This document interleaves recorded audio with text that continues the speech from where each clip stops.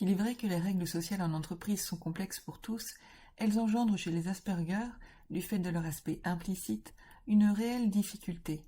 Ils doivent en effet apprendre à décrypter, comprendre et s'adapter à des règles qui ne sont souvent ni écrites ni stables.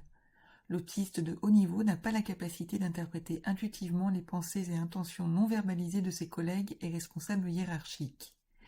Il ne cherchera donc pas à faire passer un message implicite, ni à manipuler les opinions, puisque ses propos sont toujours francs et directs.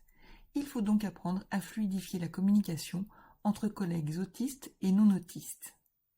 L'épisode 4 abordait l'adaptation du poste de travail du collègue Aspi, et l'épisode 5 l'intégration de ce dernier lorsqu'il rejoint l'entreprise avec un système de mentorat.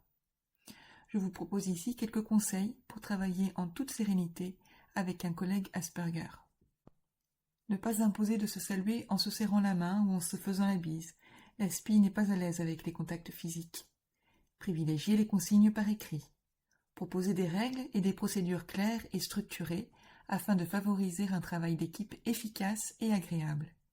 Confier des missions avec des objectifs précis et réalisables. Le flou et l'ambiguïté n'ont aucun sens pour les Asperger et peut les déstabiliser.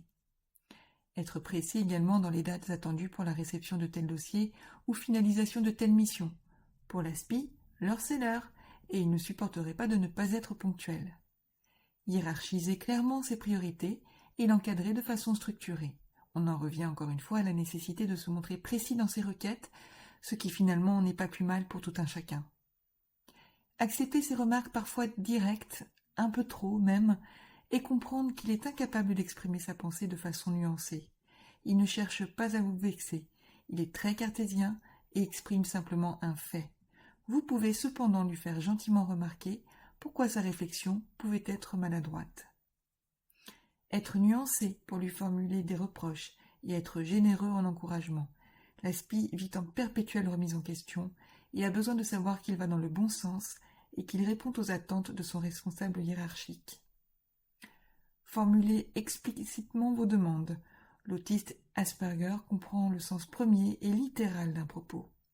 Il a des difficultés à regarder les autres dans les yeux et à comprendre les expressions du corps et du visage. Il peut ainsi perdre beaucoup d'informations et faire des erreurs d'interprétation. Assurez-vous donc qu'il a bien compris le sens réel de vos propos. Plutôt réservé, l'Asperger ne prendra pas toujours la parole au cours d'une réunion si on ne la lui demande pas, même s'il fourmille d'idées et que ces dernières abordent souvent un prisme inédit qui lui permet de traiter des problèmes complexes. Ne pas hésiter à recueillir son point de vue au cours de la réunion s'il ne prend pas la parole spontanément. L'autiste Asperger s'avère un collaborateur cartésien, méticuleux, tenace et précis. Il voit la vie à travers un prisme kaléidoscopique qui complète et enrichit pleinement les pensées un peu stéréotypées des membres qui composent l'entreprise. Un véritable atout en termes de ressources, de compétences, de rendement et d'efficacité, car il est à la recherche constante de l'excellence. Son savoir-être un peu gauche, direct ou atypique, demandera peut-être à votre entreprise un effort d'adaptation et de flexibilité, mais gardez en tête que c'est également l'occasion de gagner en productivité.